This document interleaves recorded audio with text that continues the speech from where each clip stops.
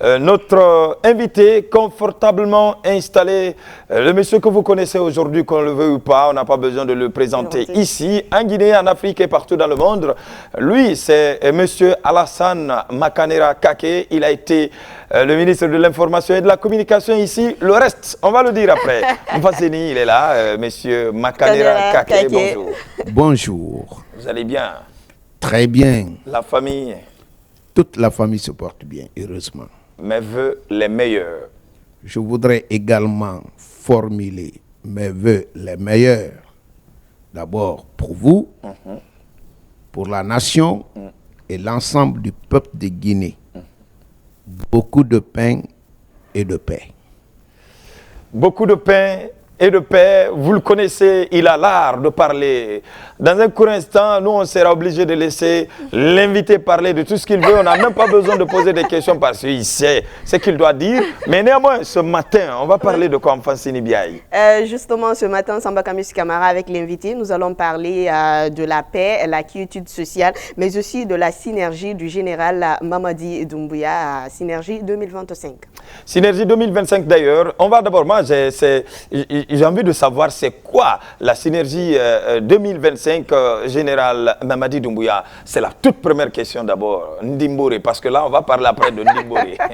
Franchement, Ndimbore, pour répondre à cette question, je voudrais vous dire que chez les Soussous, on dit que Souké Nyorme Atantuma Abilinambouma. C'est-à-dire, bon, je ne connais pas, peut-être on va dire le courage, je ne connais pas son nom en français, mais c'est un fruit sauvage que quand c'est délicieux, c'est sous l'arbre même, il faut reconnaître et féliciter. Oui. Et deuxièmement, les Soussous disent que Afifani, Tasranara, Akolonde, Atantoude, Ana Anyorode, Fafer Soto, Era. Donc ça veut dire quoi? Quand quelqu'un fait du bien, non seulement on doit reconnaître ses bienfaits, féliciter, et si on a la possibilité et l'occasion de lui rendre la monnaie. C'est ce qui nous a amené à penser de créer la synergie. Pourquoi? En plus du fait que nous avons constaté un engouement total, général et même dynamique en faveur du général Mamadi Doumbouya et constatant de visu le rôle combien de fois important que le CNRD est en train de jouer tant sur le plan économique, social et surtout la tranquillité et la paix, nous avons dit qu'il fallait trouver un effet multiplicateur. D'où la naissance de la synergie qui met ensemble tous les acteurs qui soutiennent l'esprit CNRD pour créer cet effet. Je peux même me permettre de dire l'effet multiplicateur à la puissance exponentielle. Pour les mathématiciens, ils savent ce que ça veut dire. Voilà, justement, lorsque nous parlons de synergie, on parle de tout ce qui est action, leadership, de tous les engagements. Alors aujourd'hui, quand vous voyez tout ce qui se passe, tout ce que le général Mamadi Doumbouya réalise, pour vous, quels sont ces principes fondamentaux et actions sur lesquels il se base? Bon, aujourd'hui, honnêtement parlant, nous pouvons dire que tout n'a pas été parfait, évidemment. Aucune œuvre humaine n'est parfaite. Mais le bilan est largement positif. J'ai parlé sur le plan économique tout de suite. Je crois que le meilleur indicateur, ce sont les variables macroéconomiques. J'ai été surpris, honnêtement, sincèrement, de savoir que l'évolution de notre PIB de 2020 à 2023 dépasse largement de l'évolution du PIB de la Guinée de l'indépendance jusqu'en 2010. Dans une situation que nous connaissons tous. D'abord la période de la transition et surtout les chocs, les crises à travers le monde. Donc cela mérite d'être salué, félicité et même fêté. Quand nous prenons sur le plan de la paix et la quiétude, Ça, je ne vous apprends rien. Vous le savez comme moi, les violences étaient le lot du quotidien des Guinéens. Surtout quand on appelait les manifs et autres. Heureusement, aujourd'hui, on peut se promener tranquillement. Il n'y a pas de quartiers de non-droit aujourd'hui en Guinée. Cela est à l'actif du CNRD grâce à leur esprit d'ouverture, de dialogue, et surtout cherche à persuader les gens pour qu'on comprenne qu'en Guinée, nous sommes tous des frères. On doit être unis. Pas forcément dire que l'unité égale à l'uniformité. Mais l'unité veut dire qu'on doit être d'accord sur l'essentiel. C'est-à-dire comment résoudre nos différends autour de la table, ou bien l'arbitrage, surtout sur le plan politique, l'arbitrage du peuple. Voilà ceux pour lesquels nous avons estimé que ne pas soutenir le CNRD aujourd'hui, ça sera un rendez-vous manqué pour le peuple de Guinée. Voilà, la synergie 2025 de Général Mamadi Doumbouya, ça a été créé en 2024, j'espère. 2024 aujourd'hui. Est-ce que vous avez parlé de la synergie, mais est-ce que c'est encore mieux pour tous les Guinéens, ou bien c'est bouclé, ou celle ou celui qui veut adhérer dans le mouvement peut être dedans, ou bien c'est fermé maintenant? La synergie n'est pas fermée. Pour la simple raison, notre souhait est que tous les Guinéens y soient. Même ceux qui ne soutiennent pas forcément le CNRD.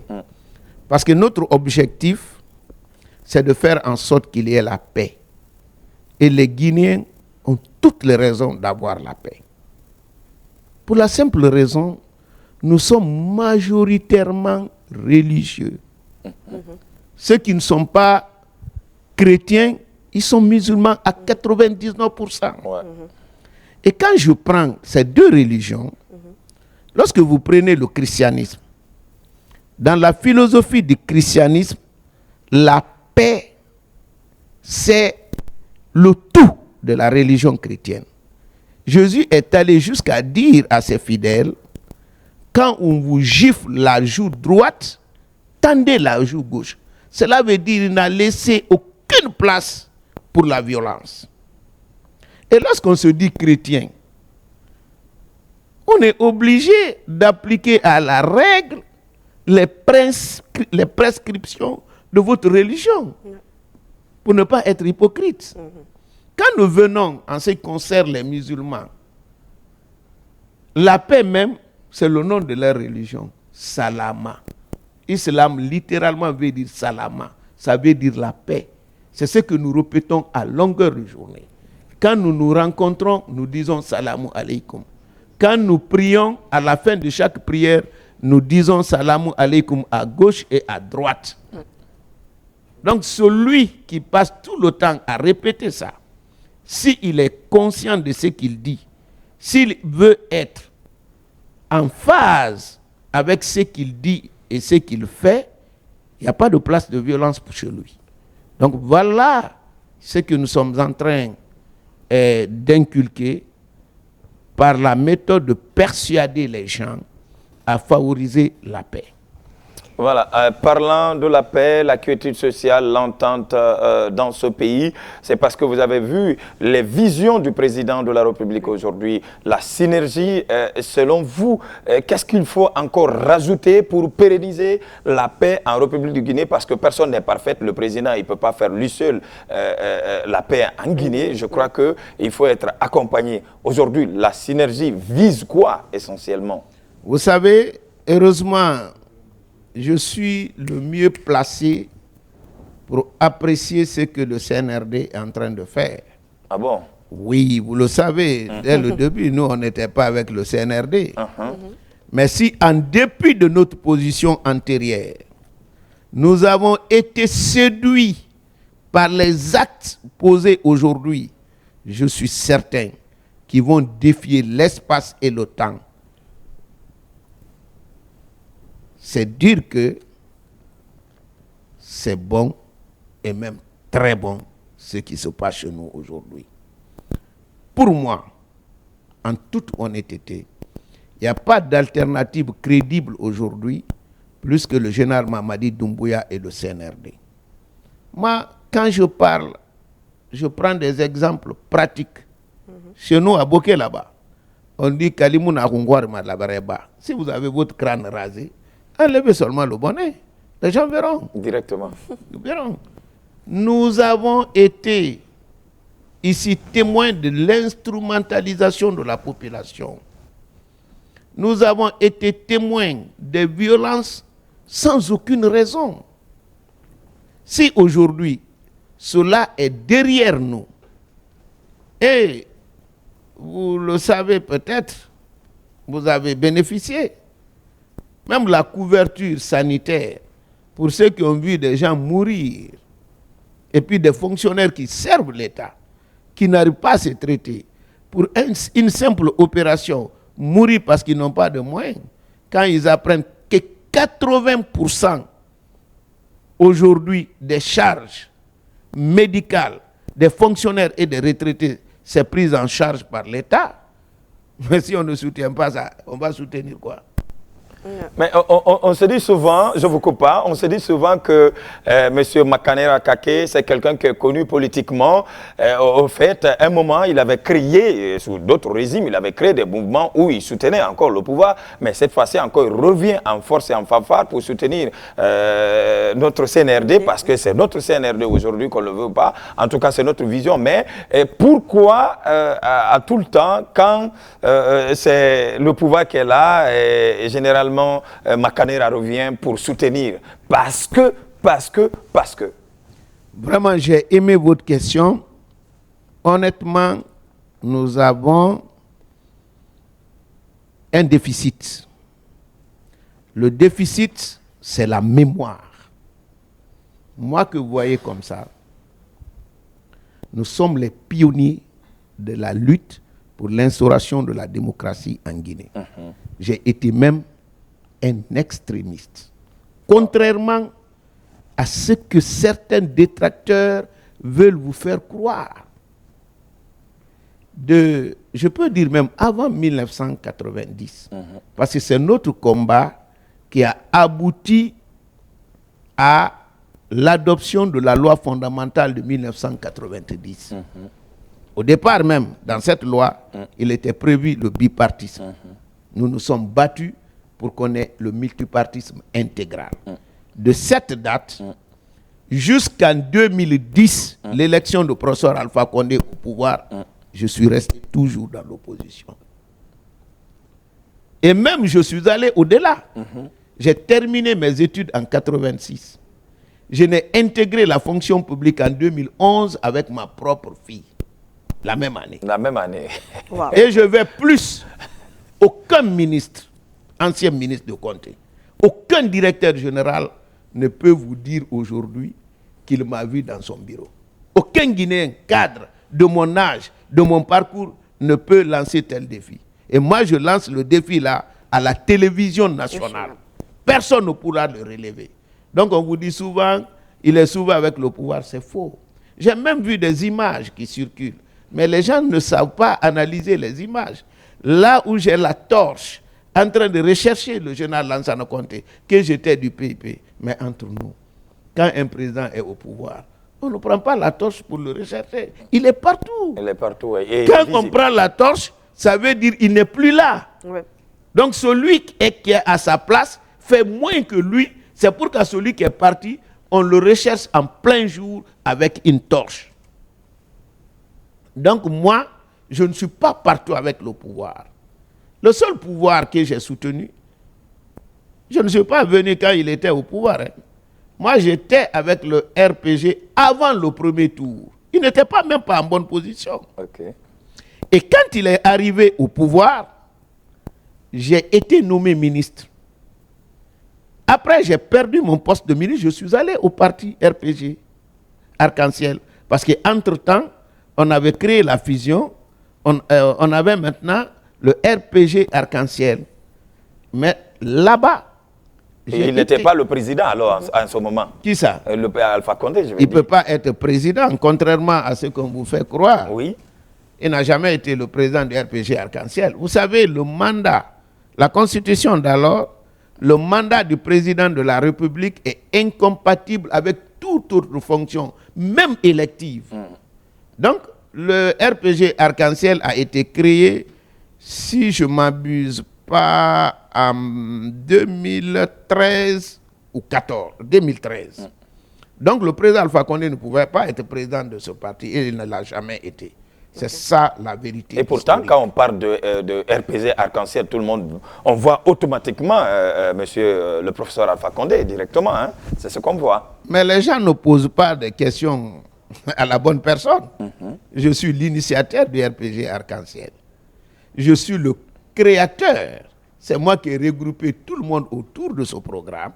Vous savez, quand le président Alpha Condé a été élu, bon, c'est vrai que je ne suis pas tout à fait d'accord avec le chiffre, c'est qu'on dit 17%, et que l'autre 43%, c'est pas vrai. C'est par rapport au potentiel électoral. Après cette émission, vous pouvez consulter, parce que nous avons besoin de restituer l'histoire pour que la jeune génération puisse comprendre. Les gens se sont posés largement de questions. Comment quelqu'un qui a 43% pouvait être battu. C'est 43% des résultats que la CENI d'alors, après avoir éliminé, a considéré. Mais ce n'est pas 43% du potentiel électoral. Parce que quand vous prenez le nombre d'inscrits, en 2010, c'était autour de 3 700 000 inscrits. Celui à qui on a dit qu'il a eu 43% avait 700 000 Guinéens ont voté en sa faveur. Ça représente, il est autour de 25%. Pourquoi? Parce que vous savez, les élections, c'est à somme nulle. Quand vous et moi, nous sommes candidats, si j'ai 10, vous avez 10, vous avez 50%, j'ai 50%. Si on vous retire 1, vous aurez 40%, moi j'aurai 60%. On vous retire encore, si on me retire 1 encore, vous aurez 70%, moi j'aurai 30%. Mais entre-temps, personne n'a voté pour vous. C'est ce qui est passé en 2010. Donc, j'ai voulu relater cette histoire. S'il y a un Guinéen qui a été constant tout au long par rapport à l'opposition, c'est moi. Aucun n'a duré autant dans l'opposition que moi. Donc, c'est plus de 20 ans d'opposition. Et je n'ai rejoint aucun pouvoir. Peut-être que ça sera la première fois. Le pouvoir avec lequel j'étais, c'est nous qui l'avons mis en place. Je n'ai pas rejoint le pouvoir. Au contraire, je me suis battu, et d'ailleurs, personne ne s'est battu plus que moi pour que Alpha soit au pouvoir. Hein. Ça, en toute humilité. Je crois que c'est le moment, c'est aujourd'hui que j'ai eu la chance parce que à l'époque, moi j'ai commencé à animer à la RKS, je crois en 2007, 8, 9, où j'ai créé le nom d'une émission qu'on appelle Arc-en-Ciel.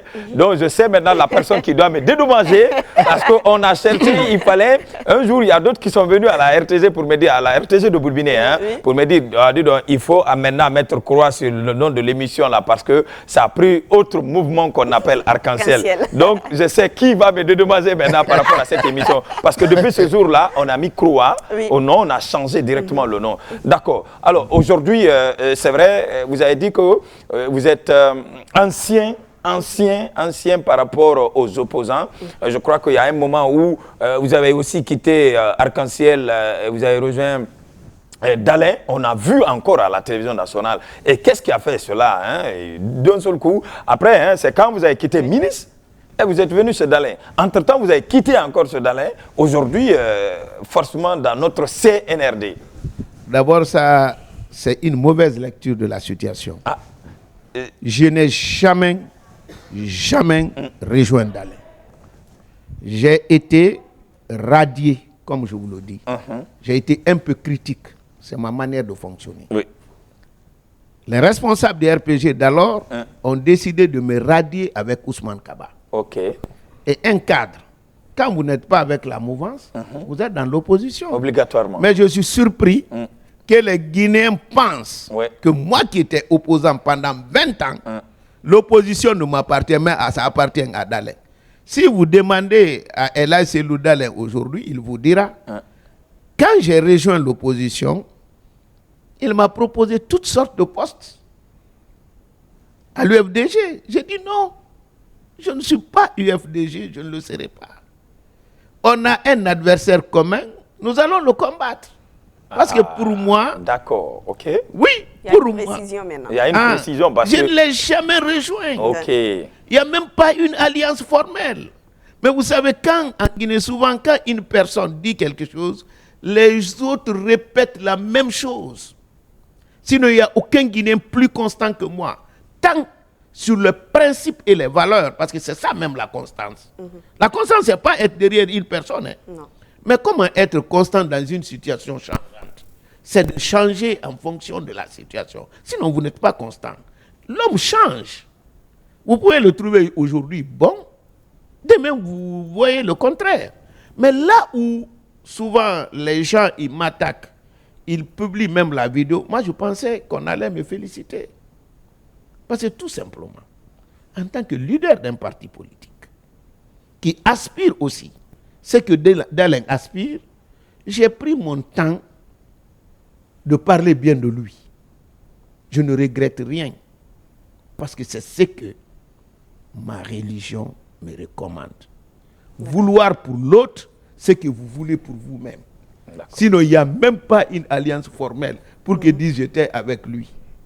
Et quand on est cadre, il y a deux manières. Il faudrait qu'on élève le niveau de débat pour que les jeunes qui nous regardent comprennent que d'abord, dans un pays, il n'y a pas un camp pour les patriotes et un camp pour les traîtres.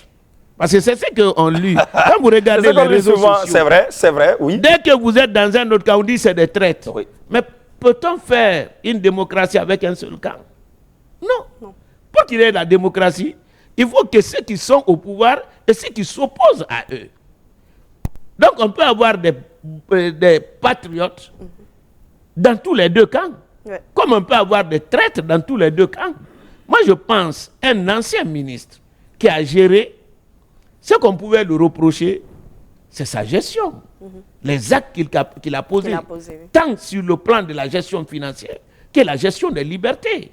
Et moi, je suis celui-là qui est fier sur tous les deux points. À la RTG ici, quand j'étais là, j'ai débattu avec l'opposition. Je suis fier de le dire ici.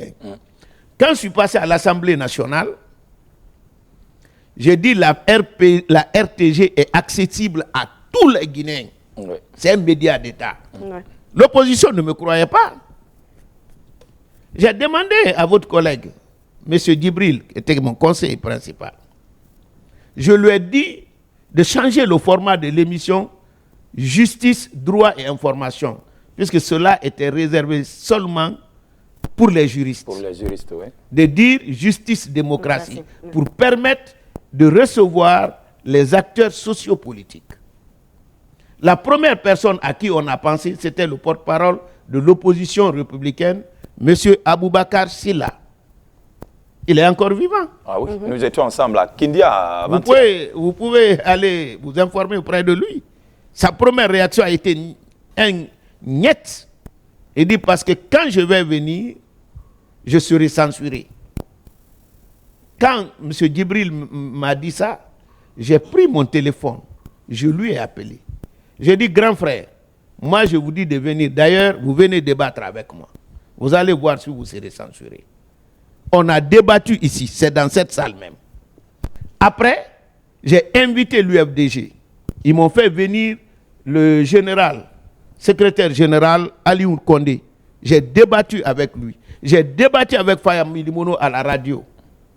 Donc, un ministre qui a fait ça, qui pour le moment, je touche du bois, aucun dossier contre lui à la CRIEF, mais si on ne le félicite pas, Mais qui on doit féliciter Ça, c'est notre cas. Alassane Makanera Kake sur les antennes de la télévision nationale ce matin. On va parler de la paix, la quiétude sociale, l'entente de ce pays, mais aussi la synergie générale de Mamadi Doumbouya 2025. Alors, Fansini Biaï, forcément, parce qu'on revient maintenant sur la synergie. On a parlé de Makanera, le temps de son parcours, le temps d'Alpha, le temps de Conté, le temps... Ben oui, un moment qu'il est venu, bon, il dit qu'il a essayé d'éclaircir, mettre les points sur les i, qu'il est venu peut-être parce qu'il est venu au niveau de l'opposition avec Dalem, mais il n'a pas rejoint EFDG à l'époque. Donc, qui pense, parce qu'on pense que peut-être un jour aussi, on parle de CNRD aujourd'hui, est-ce que demain, il va quitter aussi CNRD pour aller quelque part? C'est la question qu'on va poser. Mesdames et messieurs, oui? Oui, je voudrais vous poser... Jusqu'à présent, c'est parce qu'on n'a pas compris la démocratie. Quand on est un cadre, on sert son pays de deux manières. De deux manières. Soit vous êtes avec le pouvoir, vous servez le pouvoir à travers votre compétence. On vous confie des fonctions. Soit vous n'êtes pas avec le pouvoir. Vous servez le pouvoir et le pays à travers des critiques objectives et constructives. Non, ce qui reste clair, moi j'aime franchement sa politique, c'est pas parce qu'il est là, mais j'aime sa politique, j'aime sa façon de faire. Sincèrement, il a dit au départ en bon sous-sous, Sogé, il a un parti, Sogé, Nyahume, Atantouma, Abilinambouma, voilà. Donc ça c'est clair. On n'a pas besoin de rentrer dans les détails. Voilà, alors justement, s'il vous plaît, je vais vous faire une remarque. Vous savez, à l'avènement du CNRD au pouvoir, la première personne qui est partie condamner le coup d'État, c'était moi. Mais après, qu'est-ce que j'ai dit? J'observe le CNRD. S'ils font des actes, quand c'est bon, je soutiens. Quand c'est mauvais, je dénonce. C'est ça un cadre. Pour la petite histoire, quand on est parti rencontrer le président Alpha Condé, lorsqu'il était chez sa femme, il n'était pas sorti du pays. Tout le monde, même moi je croyais sincèrement que j'allais être chouchouté par lui. J'allais être félicité. Parce que j'étais le seul dans les médias pour défendre son bilan. Mais dès qu'on est arrivé, il dit pourquoi tu as fait ça? Pourquoi tu as dit l'autre fois que ce que Mori Condé a fait, c'est bon? C'était mon principe. Et ce que je vous dis ici, puisque je n'étais pas seul, il y a des témoins. Il y a des témoins pour ça. Bon, moi, je suis incapable de dire quelque chose et faire le contraire. Si je dis j'ai créé mon parti pour le bonheur, le développement, l'unité de la Guinée, quand je vois quelqu'un sur cette route, même si je ne l'aime pas, je l'appuie et je le félicite. Je suis surpris en Guinée. Quand vous dites la vérité par rapport à quelqu'un avec qui vous n'êtes pas dans le même camp, on dit il veut le rejoindre. Une fois, on m'a posé une question sur Selou.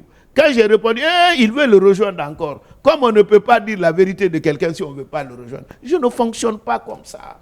Je voudrais que vous, les journalistes, vous aidez les jeunes Guinéens. Je veux les lancer un appel. La politique, ce n'est pas la haine.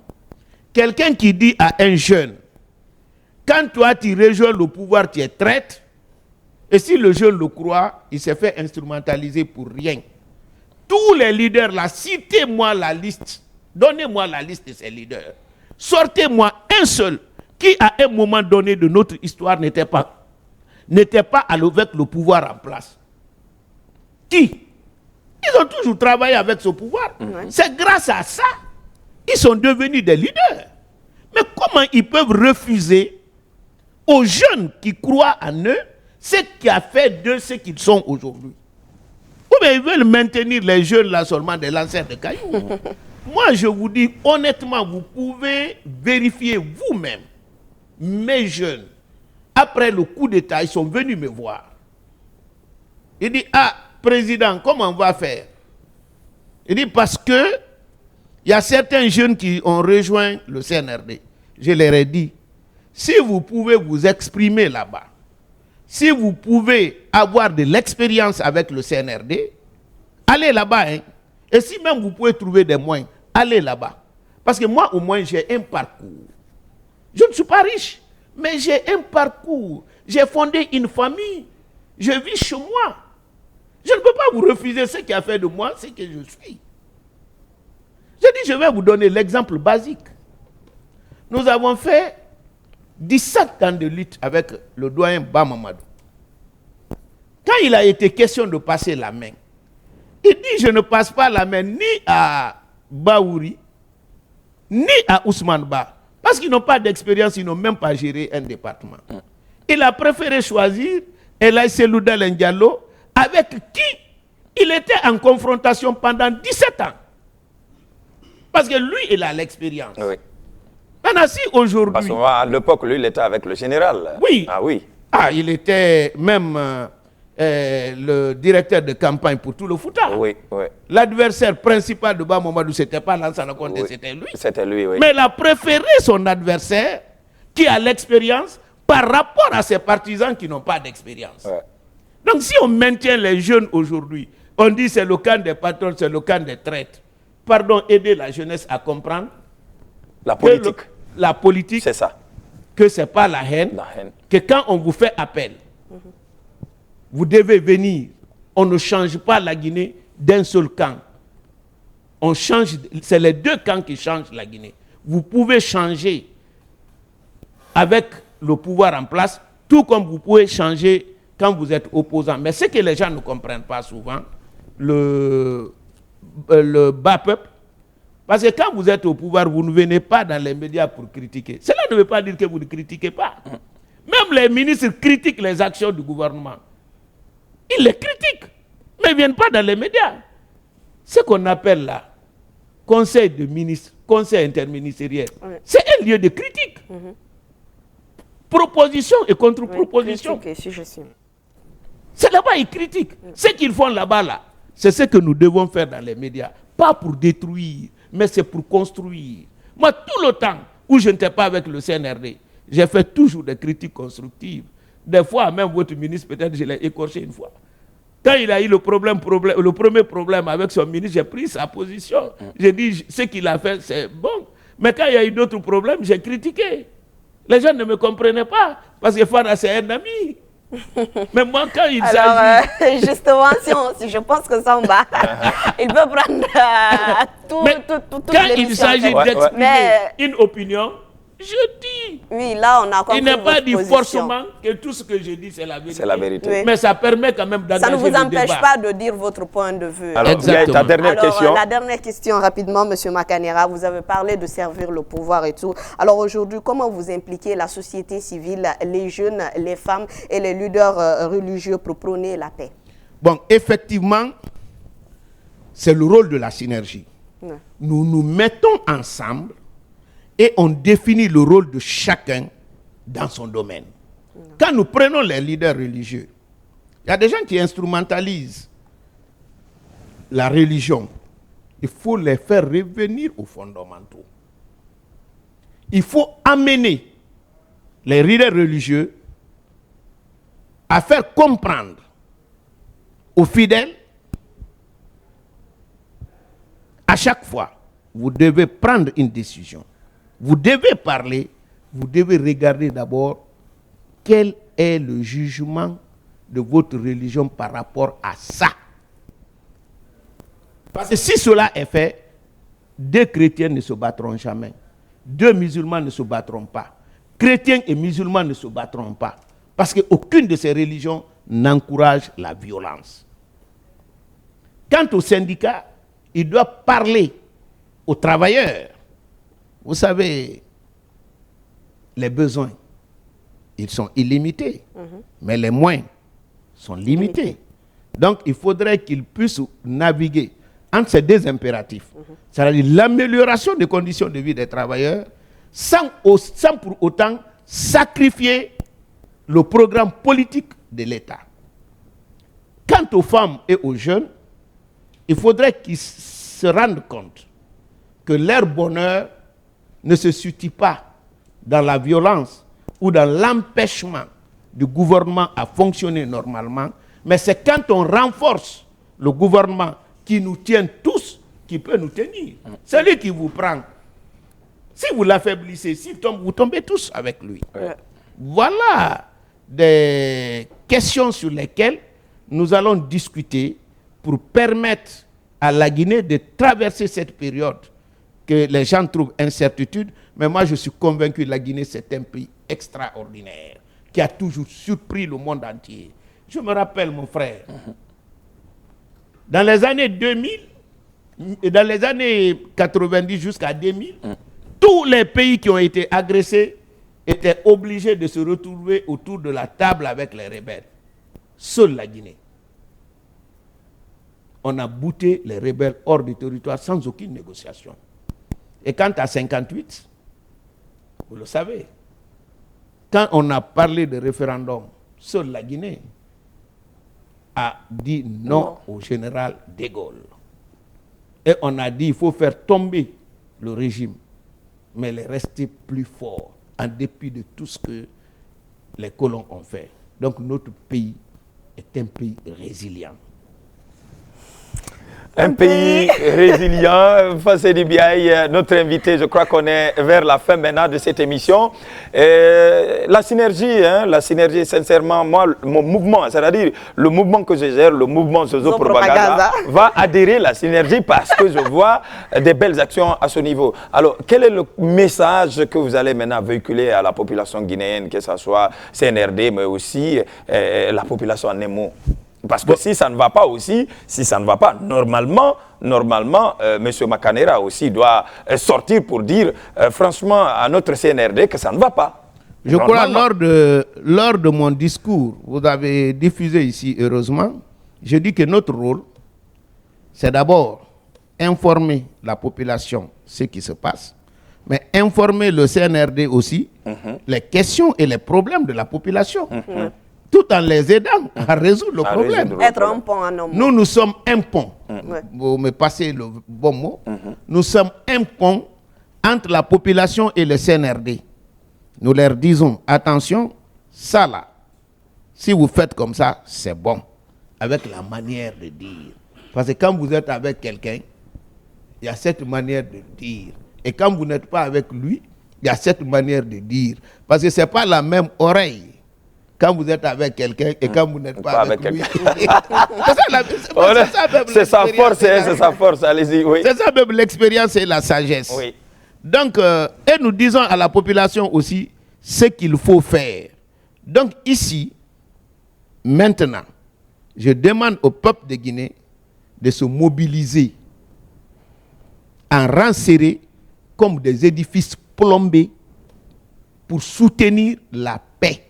Rien que la paix pour le peuple de Guinée. On ne fait pas ça pour le pouvoir seulement. C'est vrai, nous avons tous aujourd'hui sous la coupe du pouvoir. Mais quand c'est chaud, ça ne serait pas chaud pour le pouvoir seulement, ça sera pour tout le monde. Faisant en sorte que la température soit la plus basse que possible. C'est dans ça qu'il y a notre avenir, l'avenir de cette jeune dynamique que je vois prendre le flambeau de nos dévanciers pour faire de notre pays, la Guinée, la terre où il fait bon de vivre. D'ailleurs, nous avons dit que c'est le paradis. Et je suis allé même moi voir la porte du paradis. Et la dernière fois, j'ai vu le pont de paradis. Le pont qui remplace les 4 ponts. Cette année, là-bas, les ponts en fer. Maintenant, vous n'avez pas besoin de traverser 4 ponts. Un seul pont suffit. Et avec 2 sens. Il n'y a pas un groupe qui vient attendre l'autre passe. Donc, notre paradis, là, entretenons-le. Notre paradis, entretenons-le. Notre invité s'appelle Alassane Makanera Kake.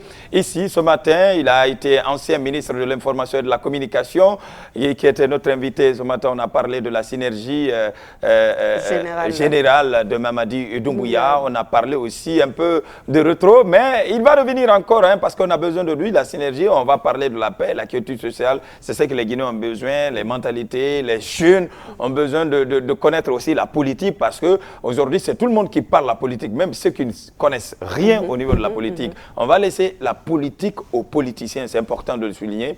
En tout cas, si tu n'as pas quelque chose à... Non, c'est bon, on a largement suivi M. Makanera Kake, on a toutes les informations nécessaires. En fait, le message qu'il a véhiculé également, c'est très intéressant. La paix n'a pas de prix, il n'y a pas de développement sans paix. La paix, nous ne le faisons pas pour quelqu'un, nous le faisons pour nous-mêmes, pour avoir une santé de fer. Parce que s'il y a la paix, il y a la santé, il y a la tranquillité, il y a la prospérité surtout. Bien dit, merci notre invité d'être là ce matin pour nous parler de la paix. C'est moi qui vous remercie. À chaque fois que je visite ici, je suis très ému. Pour la simple raison, j'ai passé un moment donné ici et le moment très difficile pour la presse. La période d'Ebola. Oui. Je travaille ici à partir de 22 h pour quitter Conakry à partir de 4 h et me retrouver à Forécaria à 6 h du matin. Ouais. Et ça pendant plus de 3 mois. Donc quand je reviens ici, j'ai un sentiment d'abord de fierté pour avoir été parmi l'équipe qui a lutté contre Ebola et qui a réussi à vaincre cette maladie. Bien. En tout cas, la semaine prochaine, il va être avec nous, mais cette fois-ci, il sera forcément avec notre directeur Diangolo, va être sur ce plateau avec nous pour poser des questions à notre Makanera Kake, le politicien politique. Moi, je l'appelle comme ça parce qu'en bon sous-sous, en Mélin, il connaît ce qu'il vise. En tout cas, merci une fois encore d'être là. On se retrouve la prochaine fois. Merci. Et c'est le moment de remercier aussi Diangolo. Grâce à lui, on vous a eu ce matin. Allez.